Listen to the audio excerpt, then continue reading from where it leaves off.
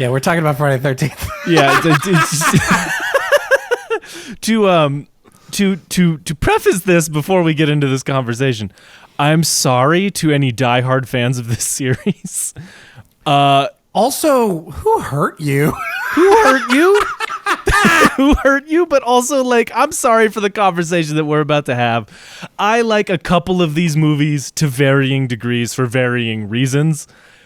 The ones we're talking about are not necessarily going to be the ones that you want us to shit on a little bit. To be clear, what we're talking about, the original Friday the 13th and then the 2009 remake, question mark on that? Or is it closer to the Halloween 2018 reboot series in terms of how it chooses to remake a movie? Yeah. Anyway. How do you want to structure this conversation? Well, how would you like to talk about this? I would like to start this by saying we were talking about this. We were talking about doing Summerween. Our only Friday the 13th of the year just passed, which was actually, funny enough, also Jason's birthday, which is super fun and weird and cool. But you had brought up, I had brought up Slasher Summer, and you brought up, like, oh, well, I've never seen Friday the 13th. And my response was, I don't know if we want to do that for the podcast. And you said, but I feel like I should watch it. Yeah. Talk about that, because that is, I think, the most interesting thing about this series. It's Friday the 13th. You know what I mean? In the way that Halloween is Halloween, like Nightmare on Elm Street. You know what I mean? Like, I have it. Like it is, Jason Voorhees, The Mask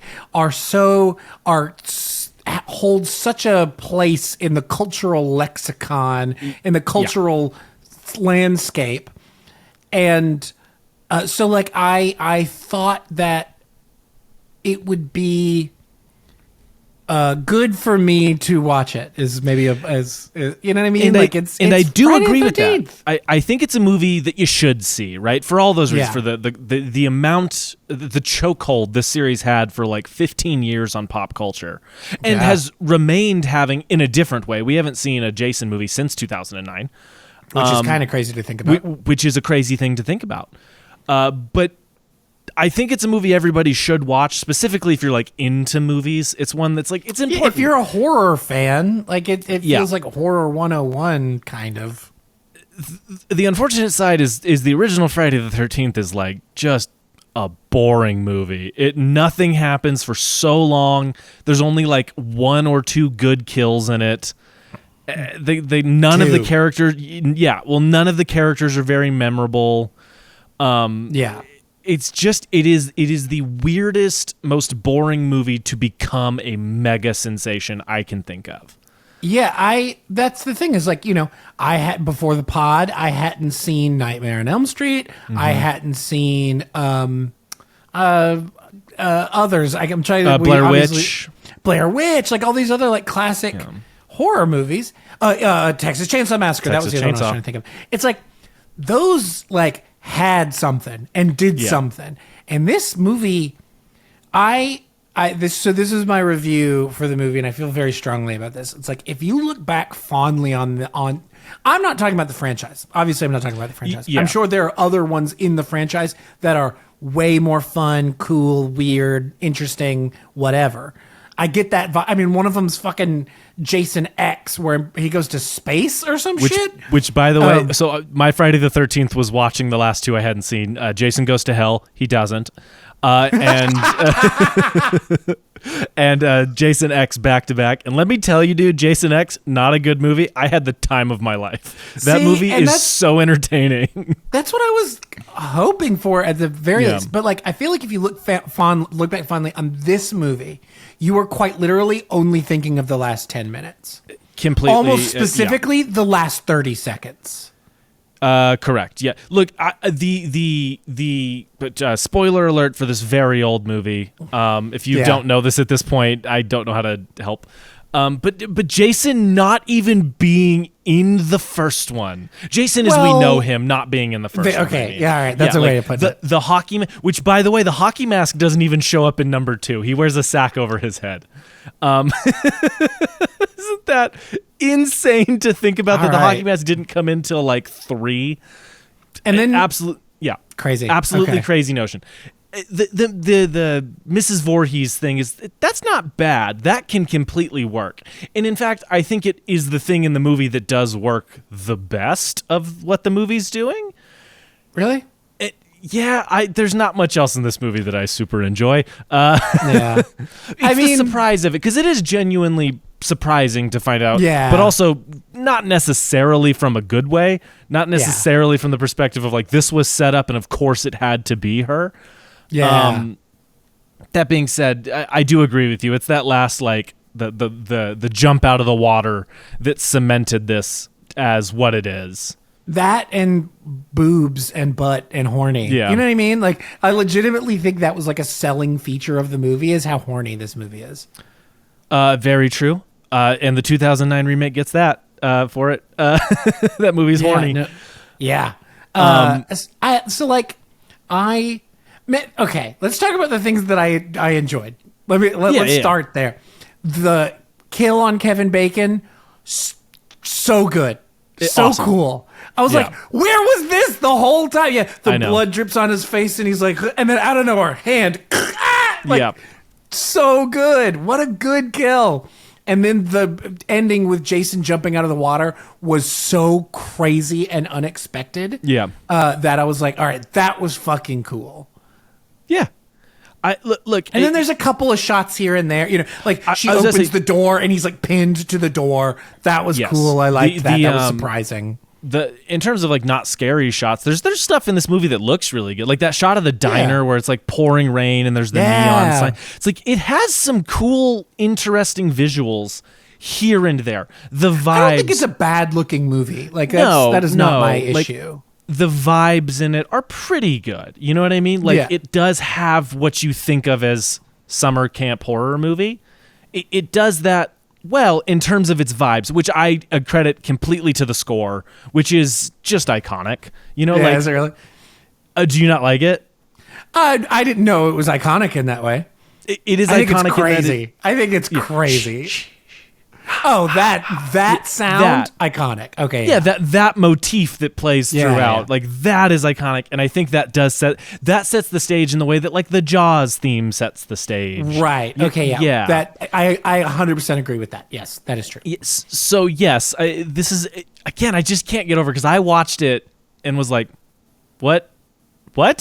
This is the movie? Yeah. Yes. And that, to be fair, I had seen Scream first. I had been attuned enough to the Friday the 13th movies to understand that Mrs. Voorhees was the killer in the original. Like, I knew that, so I don't know if that hurts it a lot, but I kind of can't imagine it does. Look, it's that part is the last 10 minutes where she shows up and without we get that reveal is the enjoyable part. It's the other 80 minutes that I have a problem with. The head lob at the end when the hands keep moving, that's pretty cool. Like that's a good one. With the man hands to dress, like with the adult man's hands. Yep. Hysterical, right? Yeah. Like, there are things about it that are cool. Let's kind of get on to the things that aren't. For me, this movie's just incredibly boring. I would be fascinated to know how much POV shots were used in movies previous to this. Obviously, it's not a new thing. But this movie uses a lot of POV in a way that I haven't seen from the limited horror movies I've seen from the time. It's definitely it like a lot of POV. I would not be surprised if the directors were super big fans of Peeping Tom. Which is like a movie that came out a little bit before Psycho and does a very Psycho type thing, but Psycho blew up. Peeping Tom's apparently very good. I really want to watch it, but it has a lot of POV shots in that. Interesting. Okay. Halloween has some POV shots. Like at the time, look, and here's the thing, it's a low budget thing. I get why they did it. And this isn't even a detraction. I'm saying I would be interested to know if this movie was notable for how much POV it used at the time. Because there's a lot, especially in like the first half, there's a ton. There's a lot of really scenes of people, It puts you in the shoes of the killer in a way that I haven't seen other horror movies do in the exact same way. So I just thought that was an interesting use of POV. Yeah, my guess is that it did A little bit, is between this and like Psycho having a couple of those shots and Peeping Tom. Like a couple of these movies are like, wait, this is a good low budget way to do something. It is scary if done correctly. My guess is that it did influence that a little bit, but film historians who happen to watch this, please tell us. That is an interesting thing in this movie. There's a lot of it, though. There's a lot of scenes of people like, no, please, that I don't adore. Yeah, I can't to follow along with what you were saying before I sidetracked with the POV. I can't believe how boring this movie is. Yeah. This movie is obsessed with showing you every single action one person is taking. You'll watch a motherfucker pull out 2 lanterns from a drawer, put them on the table, light a match. Oh, wait, the match went out. Let me try another one. Light that match. Get that lantern lit. Blow out that match. Pull out another match. Light the second lantern. Then turn them, then pick up the lanterns and walk to the other. Oh my God, can we go to a different thing? You have to pad the runtime. Holy shit. They were desperate to hit 90 minutes. And look, here's the thing. Halloween does the same thing. Halloween has several, especially early in that movie, has a lot of like someone's walking down the sidewalk for a long time. But in Halloween, it really sets the atmosphere in a way that this movie is just padding the runtime. It's like, it isn't like, I could see a movie using that kind of long, drawn-out to draw out the tension, but nothing ever happens at the end of it. It's just you're just watching a motherfucker make tea. Yeah, baffling, truly a baffling. Here's the thing: I've seen this movie 3 times, and I remember so little about it. If that tells you anything, and that's what I'm talking about when I say that people who like it don't remember it. They remember the one cool scene, not the whole movie in its entirety. Yes, I totally agree with you. They remember that one cool thing. They don't remember like the other 80 minutes of like them making killing a snake or like they see a snake and then they scream, snake, and then 6 people run into the room, one at a time, mind you, all going, what happened? There's a snake. Oh, we should kill it. Let me grab a pillow. A pillow will do something. You hear a horribly sad story about that scene? Is the animal wrangler, that was his snake, like obviously, and he like that was like his snake. He loved it. It was his pet, and they really killed it and did not tell him. Which is like to no fault of the actors. I'm sure they didn't know. Not that we should be killing animals for a movie, regardless, but like. For such a pointless scene. Yeah. Like, so he tried to attack the director, and frankly, I would have been like, go for it. Like, beat the shit out of that dude. Because it sucks. Like, that's a really awful thing. But you're right. Yeah, an entirely pointless scene in a movie filled of entirely pointless scenes. Does the horniness add anything for you? Like, does that do anything for you in the fun, titillating, like sleazy way? Like, does that do anything for you? So the 2009 one, like more, but they way overdo it. Like if they had peeled that back like 25% in the 2009 one, I would have been like, yeah, it's fun. It's like a slasher and he's killing it. Right. There's something to that. In this one, no. Like the one thing I will say, and I listened to Eli Roth's. He did a Shudder original show, like called The History of Horror, and they released podcasts of the longer interviews. So I listened to Brian Fuller. He's the creator of like Pushing Daisies and Hannibal, the showrunner of those. He loves this franchise. Like he adores it. He was gonna make the Camp Crystal Lake show that's coming out, and they ended up not doing his and are doing somebody else's. So I'm out like pretty hard on it. Yeah, so the trend now is that you want to root against the people the slasher is killing. You want them to die because that's why they're so forgettable. That's why they usually suck in one way or another. And this movie doesn't really do that. Like, none of these characters are like awful and suck. No, they're just horny. They're just horny teenagers. They're just horny teenagers, right? And so, like, from that perspective, that is an interesting thing to point out about a lot of this series is that you're never, until the remake and a couple others here and there, you're not like rooting for Jason hardcore. You know what I mean? Yeah. In the same way that you are rooting for him in the remake, you know, where you're like, kill these awful people. At least some of them.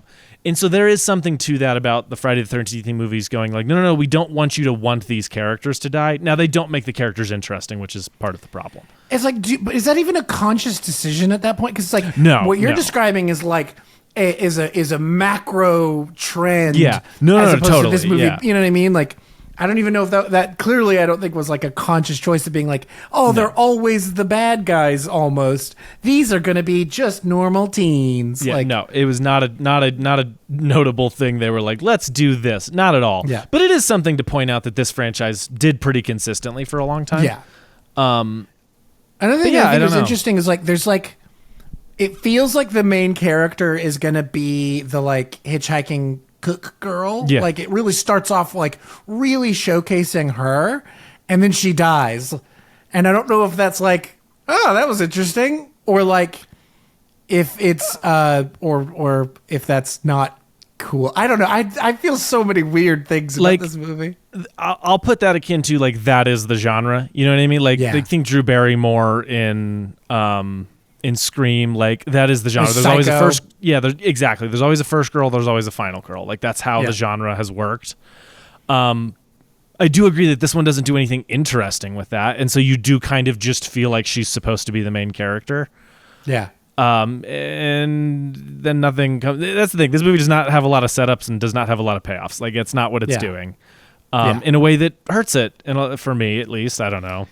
Yeah, like I think that's a really good way of putting it. There's not a lot of setups and not a lot of payoffs. It's like there are like none. Like the only thing I can really think of as like a setup and payoff legitimately is the arrows. It's like you know what I mean? Like the archery range. Yeah. You get the arrows and then you get like the story of Jason paying off with Mrs. Voorhees being the killer. Like there's at least it's not like that didn't it's not did like you get the fact that the kid did we get that earlier in the movie? Or did we I think so. All I think of that? I think that's part of the camp story they're telling. I believe. Yeah. Or people at the diner talk about it. Like, they shouldn't reopen that camp kind of thing. But that's also just, like, Harbinger stuff. Yeah. Yeah. Because it's the one of them is like, a kid drowned, and then this happened, and this happened. Okay. And here's the problem. We had to do a lot of mental math to get there. Part of it is whether is what I'm remembering between, like, what's in the original and what's in the remake. So, like, part of that is just I watched two similar-ish movies back to back. I don't know. I'm trying to think if there's anything else worth. Or should we just jump onto the 2009 one? Is it interesting to you how hard the entire franchise pivoted to Jason after this movie because Jason is not the character in it? Well, I think yes and no. Like, right, number 2 makes sense to do something different, right? We haven't jumped into supernatural land yet. Yeah. So you bring Jason. Jason actually lived, blah, blah, blah, whatever. That's a leap in logic, but it's fine. Yeah. I think that's pretty interesting. Now, Jason, like, dies in that one and then comes back in the next one again. Number 4 doesn't have I have the movie sitting in front of me. Oh, number 5 doesn't have Jason. Jason's not the killer of number 5. Fascinating. It's just like another thing directed by, I found out, a guy who directed most movies, which is crazy. Sounds about right for this franchise. Exactly. By the time you're at the 5th installment of the Friday the 13th series, you're not getting Spielberg. Not that you ever were. Hey, man, we talking about fucking Scream 5. You know, we got some good people. You know what I mean? That's true. Nope, you got me. But Scream is way more consistent than this. Fair. Like, Scream 1 is an absolute fucking banger. Yeah. What surprises me is that Jason came back for 3. Right? Like, the Jason came back for 3. Whoever had the idea for the hockey mask is kind of a genius. Like, that's a really great character design for a horror slasher. Yeah. It's the fact that they did 2 with him, killed him, and then brought him back instead of something. I don't know what the answer is there. Like the fact that he came back for 3 is surprising. Because it's not till they resurrect him in 6, which I believe is Jason Lives, which is like maybe my favorite one because it's the one that fully just it goes with the camp. And that's like what I wanted this to be. I know. I tried to be like, was boring, man. Here's the thing: number 2, not bad. Number 2 is a pretty average but still good slasher movie. It's hysterical because Jason eats shit like the entire time. Like they just keep knocking him over and he falls downstairs and it's pretty funny. So you were right in that it's weird that he took off. I think it's even weirder that he took off in the third one. Like that's the part that I'm confused by, is that they didn't just like the conceit of this franchise could have just been there's a different killer every time. I like that. I mean, like it that's just became Scream. Jason. Yeah. Like, and like, look, Scream is much later than all of this, or most of this, anyways.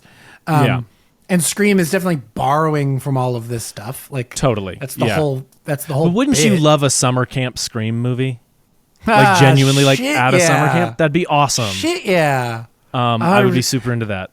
Man, it is again. It's so fascinating to me how ubiquitous, this franchise is, and this is where it started. It's just like a really interesting thing. It's like I'm sure there are other examples. I mean, like the first Fast and Furious movie is not the best Fast and Furious movie. No. But it's still entertaining. You know what I mean? Like the movie's still entertaining. Very true. It's a good movie. It's like it's a pretty good action. Like as far as like Point Break ripoffs go, not a bad one. You know what I mean? It's the best Point Break ripoff for sure. Yeah, it's just an entertaining movie that has a couple of good character things going on, enough to make it work. Yeah, and enough to set up the franchise that came behind it. Yeah. Because like I watched that and it makes sense what inevitably happened with this. I watched Friday the 13th well and I do not understand how this got where it went. This is the thing. I watch Halloween. I understand. I watch Scream. I understand. I watch Child's Play. Understand. Nightmare on Elm Street. Understand. Friday the 13th is this one that just doesn't make sense to me. Does it always come back to Camp Silver Lake? Or is Crystal Lake? Crystal Lake, sort of. Like not always. Jason X obviously doesn't. But like 2 and 3, are they? You would be surprised. Yes, 2 is. 3, I think is. It's been a while since I've watched some of these earlier ones. There's one called Jason Takes Manhattan, where it's mostly on a boat that departs from Crystal Lake and ends up in Manhattan. How does that work? I don't know. I can't wait. It's like those where it's like stupid. Like that's what I wanted. That's what I want, is to watch some stupid slasher shit. Yep. No, and you definitely get that later on. Look, Jason X starts in, I kid you not, this is not a joke, Crystal Lake Research Facility is the opening title card of Jason X. All right, that's the kind of camp stupid shit I kind of wanted from these. Wherein he murders David Cronenberg, who is in the movie as a character. David Cronenberg. No, he's playing like a doctor or a scientist. But it's David Cronenberg? Yes, it's David Cronenberg. Crazy. Yeah. Okay, not just a dude who looks like David Cronenberg. No, it's David Cronenberg. That's hilarious. Isn't that kind of amazing? That's perfection. But flash forward to the remake. Yeah. What are your initial thoughts before I kind of say what I didn't realize? Because this was the first one I watched. I watched the remake before I saw any of the other ones. Fascinating. It was like a horror movie night. We just needed something silly and fun, so we threw this on. It was on Netflix or whatever. So I watched this one first. So this was my like introduction, and years pass. I watched the next one, and then I watched the whole series. Yeah. So my like recollection of it when I started going through these was very shaky. What was your feelings on it initially, overall, that kind of stuff? So, as you well know, I don't have a lot, or I did not grow up with a lot of fondness for horror. Mm-hmm.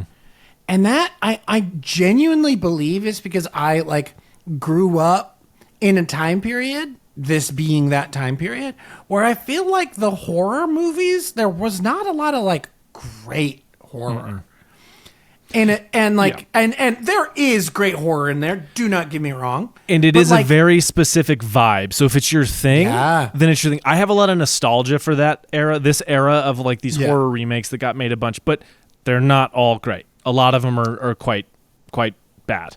Yeah, and I remember, or at least in the crowd that I was hanging around, this era of horror was very much like, I don't know, it's not good. You know what I mean? Yeah, yeah. And so I kind of that's why I don't have much. That's part of the reason why I think my appetite for horror was not as strong for a very long time, because I saw it through those eyes in a lot of ways, where it was like very. You were coming up. Your high school years were in not a great era. Very much. My middle school into high school. It's and now there is so much good horror coming out all of the time in a way that I feel like either the stuff that was popular was not good, and the stuff that was good was not popular. Yeah, and so it was hard for me. And I think this kind of exemplifies why, because this is not my shit. There are things in there that I really do enjoy that are super fun. The kills are better. This is a much more shapes and colors enjoyable movie than there, and it's doing at least something with some character work. There are things happen. It's the first one that made Jason, to me, it's the first one that made Jason feel like an actual entity with motivations. Yeah. You know what I mean? Yeah. You see his because every other one is Jason shows up and you don't know what he came from doing. Sometimes you're watching him get resurrected. But this is the first one where you go, oh, Jason's like a being with wants and fears and you know what I mean? Yeah. It's the first one that does anything with that. Yeah. In a way that I kind of like. The second one implies some stuff but doesn't really explore any of it.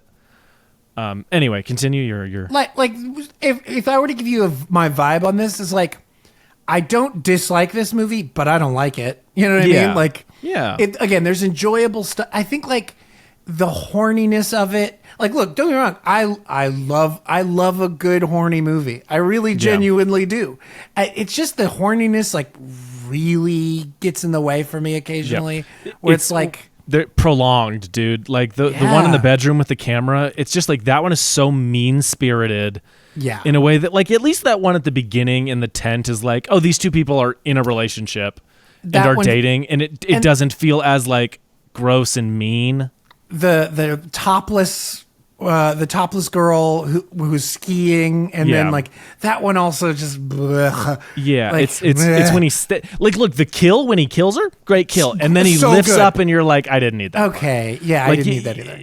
We're good. But the kill is great. But the kill's awesome. It's that kind of thing where it's really, really immature. It's really, really 13-year-old boy coded in a way that I'm just blech.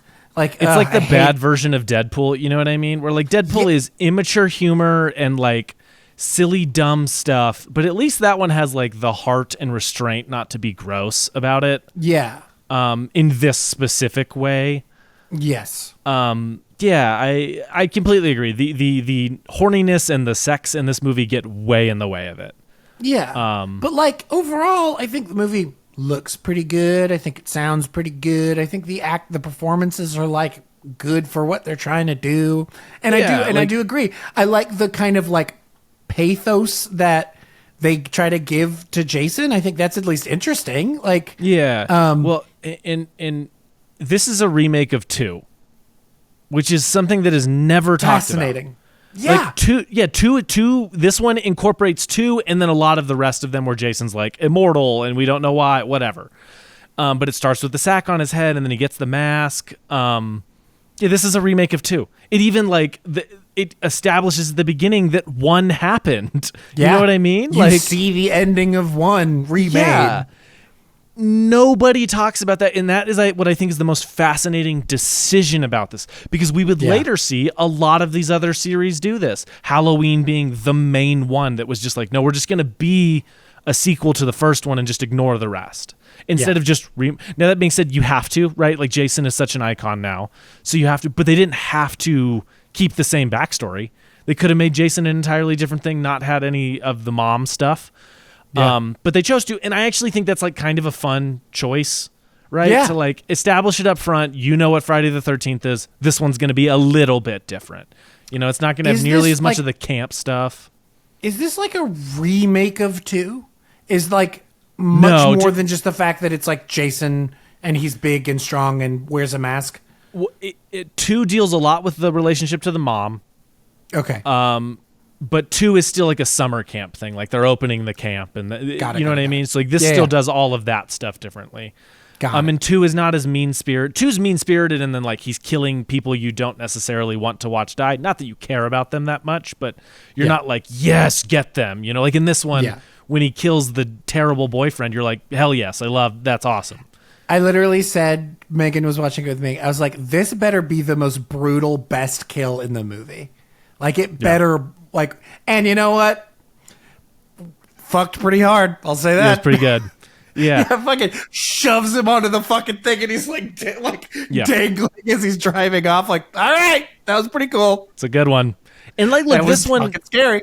This one has Jared Padalecki, and I'm a huge Supernatural fan.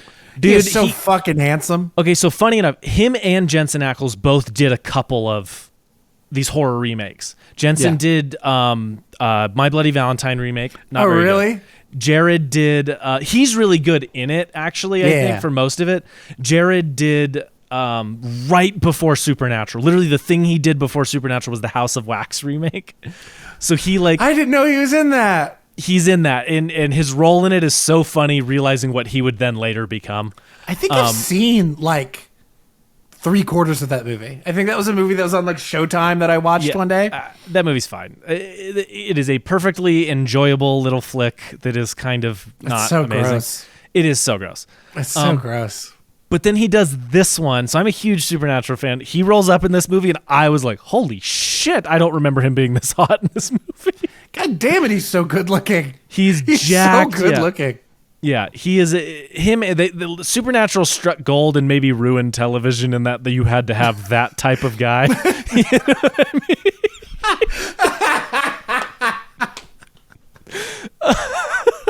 You just need somebody. You just need 2 incredibly hot men.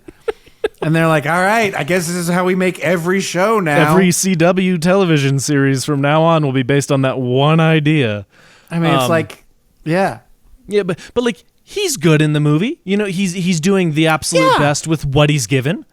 Yeah, I would say that across the board. I agree. I don't think there's anybody in this movie that's like distractingly bad. And the other interesting in a way that in the first movie they're bad. Those are bad actors. Yeah. Like Kevin Bacon's a good actor. He's bad in the first. Like he's bad in the first one.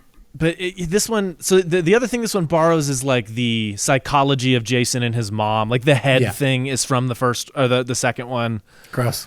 Very gross. Yeah. This one, and then like in the second one, they use a character who's like a psychology major, realizes the connection and does something. And this one does something kind of like that with the locket and he thinks that kind of thing. But again, what this one does well is it has really good kills, like several quite good kills. Yeah. The arrow one in the boat is like out of nowhere, and cool at least. Again, it's like everything they do with the topless girl is great and horrifying, except for the fact that she's topless. Except for like the last end of the shot of it. You know what I mean? It's like that's the part that's a bummer.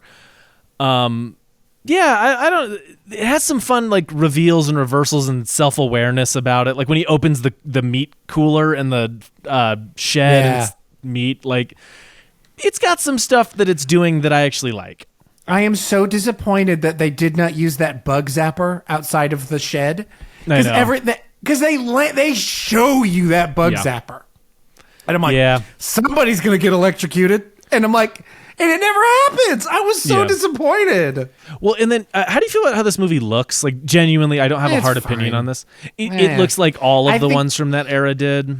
The color grading is super overbaked a lot of the time, but it doesn't look like terrible. I don't know. I don't have the shots that I genuinely love is when at the very end when Jason's like sinking in the water. Yeah, those are great. Like that looks great. When the mask lands, looks great. Like that stuff looks really cool. The other thing I really like when we played this is a very fun game. If you haven't seen a lot of slasher movies, start doing this at movie nights. You get to a scene in the movie where the whole cast is there, and you pause it and you go, okay, I think this person's going to die first and that person's going to die last.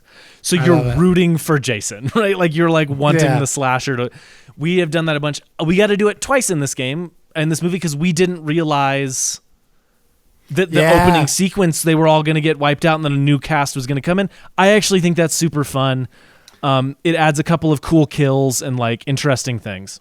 I was like 20 minutes in the movie and I was like, there's like one person left. How is there 2 hours left? Like exactly. Yeah. Because when I watched it, I didn't know Jared Padalecki was in it. And so I was just like, all right, well, and then he walked on and I was like, oh, so, okay, now I understand what's happening. Yeah. Cool. I'm into that. That's super fun. But yeah, like, again, I'm right there with you in that, like, I don't necessarily think this is a very good movie. It is maybe the best of the Friday movies in that it is deeply entertaining and, well... That's disappointing. I don't know if it's... Oh, dude, this franchise is... I frankly don't recommend... I watch 2 because I'd be curious what you'd think. I want to watch the campy ones. Okay. I don't know, man. Well, now's as good a time as any. I don't like this franchise. I still bought this, which is that's dedication. This is what film being a what's the word I'm looking for? Cinemaphile. This is what being a cinemaphile and a Blu-ray pervert. Yeah. Oh, I'm a Blu-ray pervert. We'll eventually do a video or a podcast episode where I just go through my whole collection. That will inevitably be a thing that happens. I have like 3 or 4 cool pieces, and that's like it. But I have just a lot of movies. I have several cool things, but anyway, it has all the movies. The cool thing about this box set is actually that it was very hard to get all of the rights to put together. That it exists. That's the cool this thing. exists. And like, look, the box is like absolutely incredible. Looks great. Yeah. So it has them all. If you were to watch any of them, I would recommend watching 2 because 2 is actually good. Then I would watch Jason Lives, which is 6. And then I would skip to Jason X, honestly. And then Takes Manhattan not good at all? It depends on your opinion on that movie. There are deep fans of that one. I was not. It was pretty boring. Was it boring? But then, a little bit, yeah. But you and I will do an episode on Freddy versus Jason.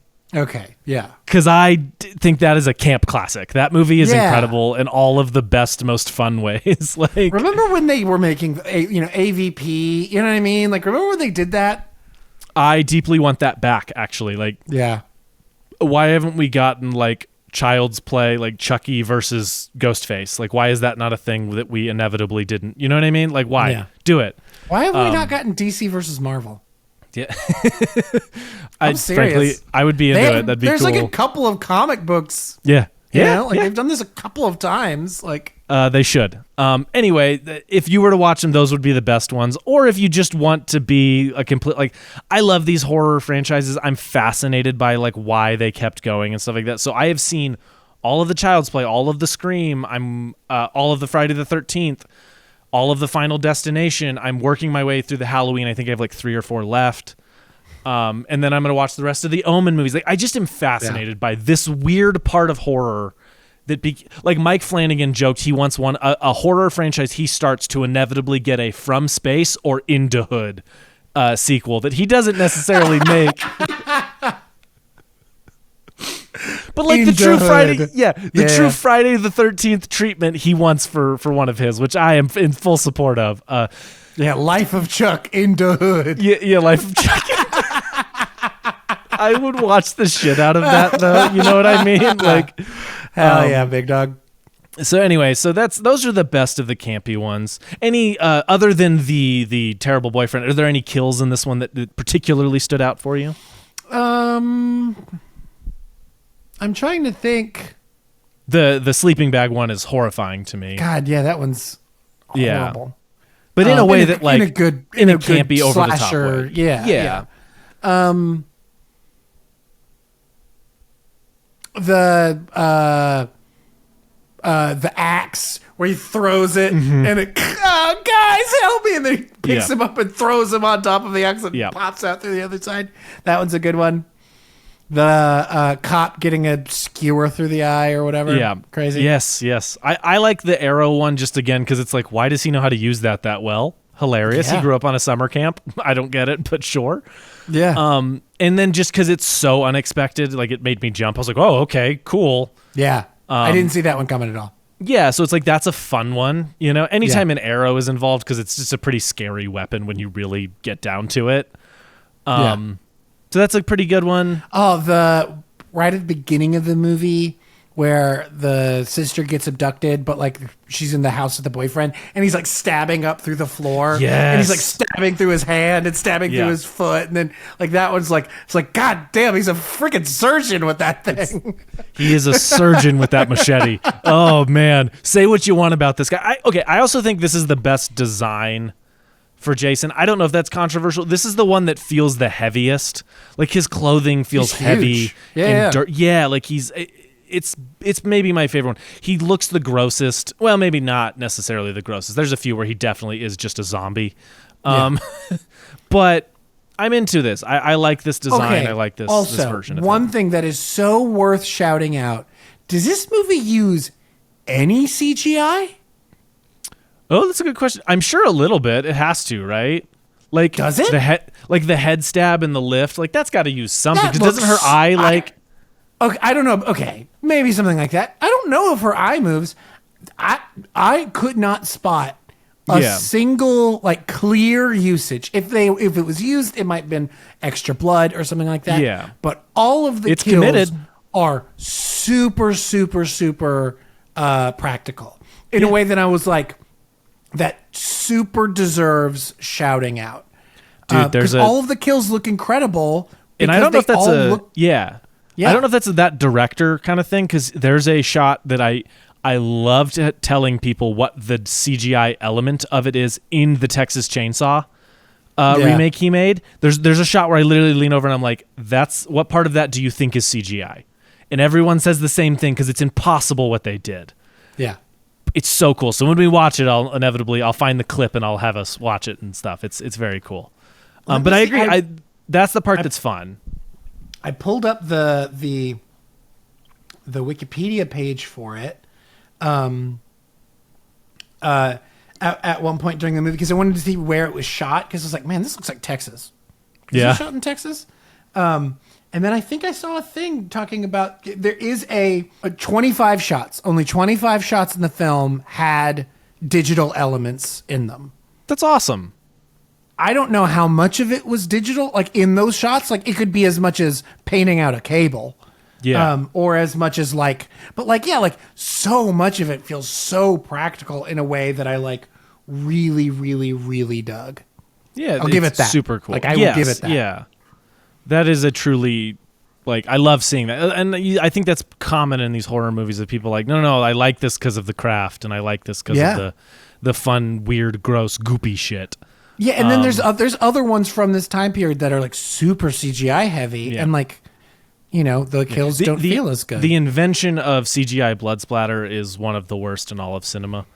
And there's movies that have done it well, you know what I mean? Like Final Destination inevitably has to at certain points, but Any other big thoughts on this one? I think I could tell you. I think most of the shit with the wood chipper, that's the shit that they're using. Shit like that. All right. Yeah. You can't you have to CGI that blade spinning. Yeah. You have to. But like everything else, like I could not. It was, and what CGI is there looks good. Like I didn't. Does look really good. And usually I'm pretty good at like seeing that stuff, and because a lot of the time it takes me out. But no, I think all of the practical effects look great.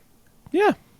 Yeah. Fun movie at the very least, versus the original, which is not very fun. Yeah. Where it's like, I don't like the first. I just don't. Yeah. And the second one, like, I don't hate it, but I don't like it. You know what I mean? Like, I don't know. Yeah. It was at least. You won't be rewatching. You know what I mean? But if it's on at a party, it's not going to peeve you. You know what I mean? Like that kind of. Yeah. Much like Saw 2. Don't get me fucking started. I'm not going to get started, yeah. That's a story for another time. Truly. At a certain point, well, have you seen the first Saw movie? No. At a That certain was part point, of my fucking frustration with watching Saw 2 at that goddamn party. At a certain point, we'll do the first Saw movie because I actually think that one is worth watching. I'm interested in that one. And only that one. Yeah, I would not do any kind of like double feature on that one. The only other one that's like moderately pretty fun is like Saw X is all right in a not exactly good way, but in a way that I liked this enough. Yeah. People were calling that the Logan of the Saw franchise, and that is overblowing that shit by so far. Okay. Yeah. Anyway. Moving on, I don't think we need to do lessons. My lesson is just make a entertaining movie. You know what I mean? If you can make it practical, all the better. That's mine. A good one. That's mine. It's like all the practical shit in that movie ripped. Also, like the other lesson having nothing to do with these movies or either of these movies would just be like, go back and watch movies from specific eras that have specific vibes. Like I feel a 2005 to 2009 movie binge coming on very soon because man, it puts you in a time and a place in a way that's like really fun. Yeah. I feel the same way about like 90s movies. Every time I watch a movie from the 90s, I'm like, hell yes. Now give me fill my belly full of 90s movies and I'll be a happy boy. Yeah. Yeah, and I don't even just mean horror movies. I just mean like good movies from specific eras because they will drop you into a level of nostalgia you're not ready for if you grew up in that time. That would be my other lesson is like, do those. It's fun. It's a fun little trip down memory lane. But anyway, yeah. B segment? Okay, so B segment. So if I'm watching a movie, for the podcast, of course, if I'm watching a movie and I'm not particularly enjoying it, I will take notes almost as if I'm live tweeting my experience of watching the movie. And in the past, I have done note time where I've read those notes. I don't think I've watched a movie with a single stream of consciousness notes as long as this one. So I'm going to go down and I'm just going to read you every single one of my notes, bad boy, because there are a lot of them. This is so exciting. First one. I mean, it's like the movie starts with it. It's iconic. You got to love to see it. Yeah. Sex in a horror movie, they're dead. Yeah. Like that opening scene with the two of them while they're fucking, they're dead. This movie has to have some sort of record for using POV. Because it was like 5 minutes in and half of the shots were POV. Title card goes crazy hard. Yes, it does. The title card goes crazy hard. Very admittedly awesome. Insane in the best way. And then the score over the credits, over the opening credits, is nuts. That's like, it's just I was like, all right, whoa, we're feeling it, boys. The creepy old, so the girl walks into town and she gets like a lift by the truck driver. And the truck driver's like, all the girls at the camp look as good as you. Ew, gross. Did not age well. That's like a 16-year-old girl, you disgusting old bastard. It's got a death curse. Yeah. just that guy. It's got a death curse. His neck. Nobody's done more neck acting than that guy. Truly. Get this guy the neck Oscar because he deserves it. Which I've been petitioning for my whole life. So, and then when he helps her get in the car, man, he grabs a whole lot of ass and just shoves her in. Yeah, I'm like, God, the fucking 80s were a wild time. Yes, they were. The pacing of this conversation is insane when they're in the car and it's cutting back and forth. Boy, howdy, they were really stretching every second of that edit to hit that 90-minute mark. I think technically the movie's 95 minutes. Yeah. And that feels insane to say out loud because it feels like it's 3 hours long. Truly. Completely. Yeah. Banjo breakdown. When it cuts to Kevin Bacon and the crew, and the scores... I was just like, all right, let's go. Yeah. It literally sounds like, you know, that episode of Parks and Rec where she's trying to make Ben not want to sleep with her, and so she's playing like an instruction manual and then like banjo boogie breakdown. This is literally, they pulled that from this. Yeah. This movie is slow. I'm like 10 minutes in. Yep. She's like, in a week, I don't know if I'm going to be here in a week's time. And then my note was, you'll be dead in a week. And funny you'll be dead enough, in about 14 hours. Yeah. Funny enough, she was the only one that survived. These actors are bad. Yeah. Like, sorry. They're bad. There's no money. You know what I mean? Yeah. But like, I don't know.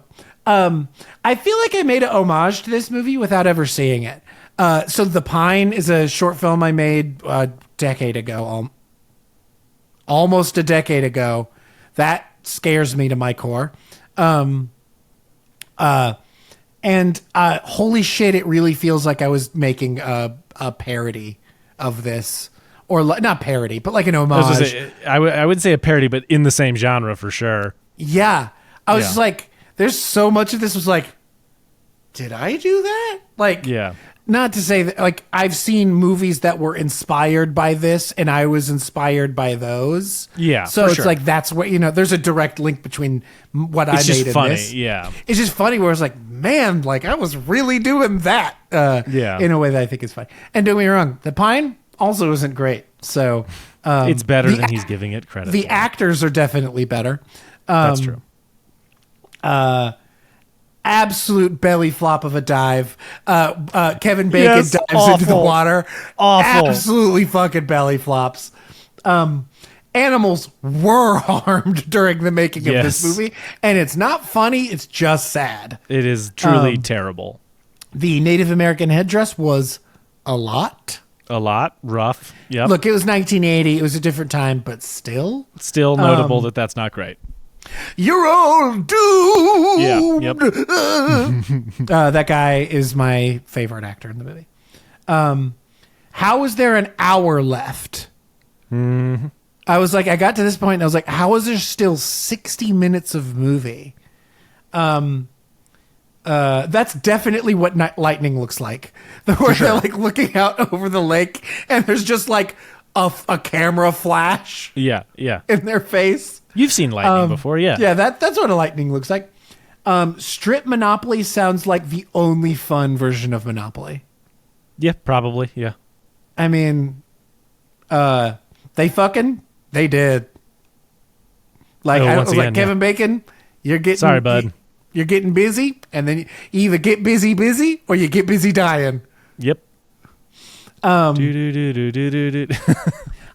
knew his ass was dead in there somewhere. The friend who was up on the top bunk. Yeah. I knew he was dead in there somewhere. I knew that. I know his ass was dead in there. Yeah. And which was that was a good reveal. I really liked that one. Yeah. Everything with that was super fun and I enjoyed. Kevin Bacon just be grabbing titties. Like he really just been like cuz it really read to me like you need to cover her during this moment, so just have your hand wrapped around her breast, and then like she flips over and uncovers herself. It's like, oh no, he was just grabbing titties, like there wasn't an intimacy coordinator on that set. No, Kevin Bacon was just grabbing some titties. He was just. It doesn't feel inappropriate like on set or anything like that. I'm sure they were fine. It's just over the top. He was just grabbing some titties, boys. I now understand why this movie was popular because of all the titties. Like this movie is just really horny. Yes, it is that. Are we seriously just watching them play Monopoly?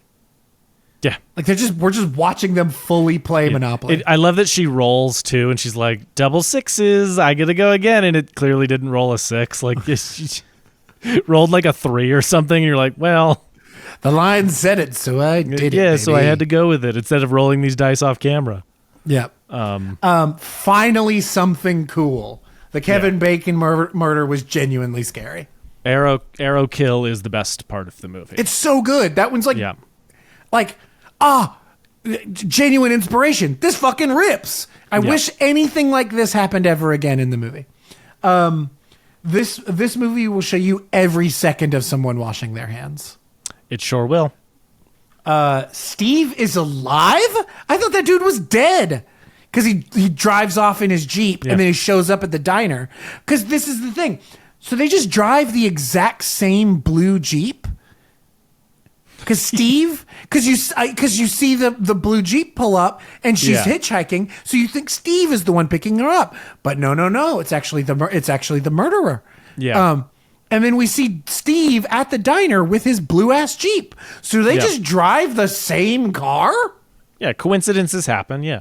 In the same color? Yeah. It's actually the only one they made. No, it's like they only had budget for one Jeep. That was the one of the actors' Jeep. Yeah. Yep. The hand behind the curtain was kind of creepy. That was a good shot. Where it's like where he pulls his, that's good. I like that. That was fun. That was creepy. Yeah. This came out the same year as The Shining. Oof. When you put it that way, that's a bit hard to stomach. This came out the same year as The Shining. Now look, that's Stanley fucking Kubrick. So it's like Summer Camp Slasher versus Stanley Kubrick.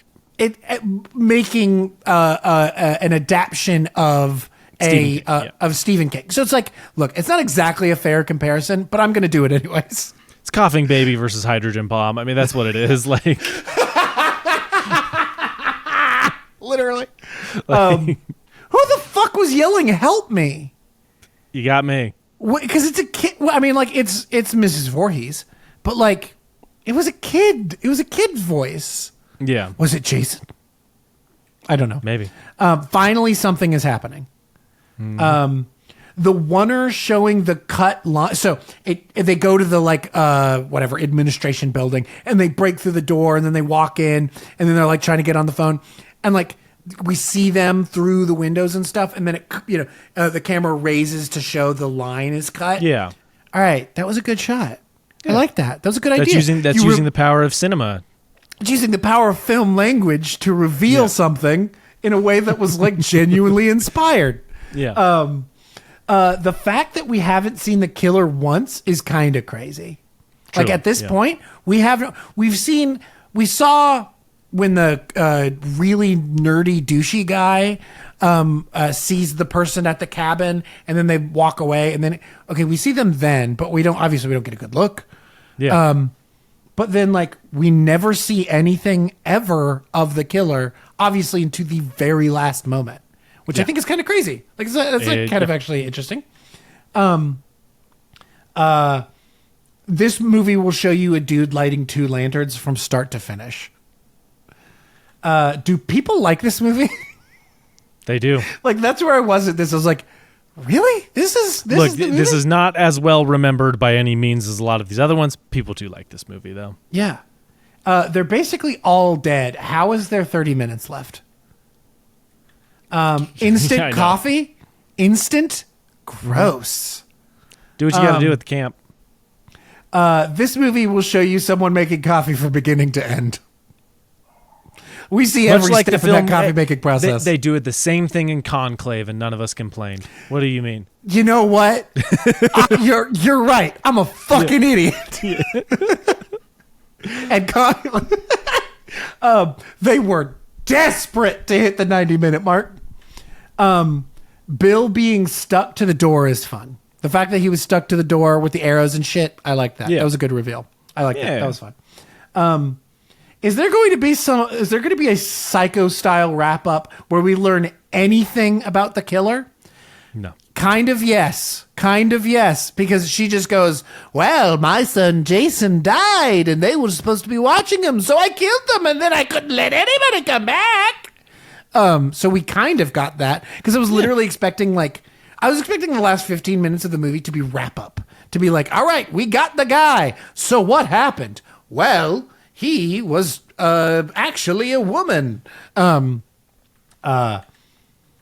hoe got yeeted through the window. Man, that hoe's strong as hell. Yeah. She just threw her ass, a grown ass woman, through a window. She's strong as hell. She got that mom strength. Yep. That ain't even Steve. I don't remember what that is. Oh, The car. It was when Miss Voorhees pulls up. And she's like, Steve! That ain't even Steve.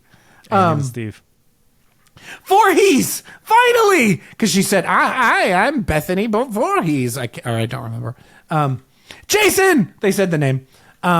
That old lady must have been strong as fuck to throw that girl through the window. I'll say this about Blondie. She can scream. She scream. She got a good set of pipes on her. Yeah. Y'all had guns this whole time? And they had an armory. They had a fucking armory. Yeah. I was like, wait, y'all had like 50 guns and y'all have not pulled out one gun? I'll say this, like, this movie, I think, does that well-ish of, like, separating everybody in a way that, like, makes sense, but, like, they're too separate in a way that, like, makes it boring. You know, like, there's never the big moment of realizing we're getting picked off until, like, way too late. Like, way too late, which, exactly. A spool of twine? She's, like, throwing stuff at her, and, like, one of the things she grabs is, like, a spool. I'm like, that ain't gonna do nothing. You you can't knock her out for long. Ho gets up quick. Like she knocked her out like 4 times, and every time she got back up. And instead of just double tapping, you know what I mean? Like, yeah. I can't remember who said no place to. I guess it must have been Miss Voorhees. No place to hide in a forest. I beg to differ. Yeah, climb a tree. Literally. Does this kitchen not have knives or anything sharp? Yeah. Like, she pulls out like a spoon. I'm like, what if one of the campers gets it? What are they gonna do? Yeah. You know what? That's a good point.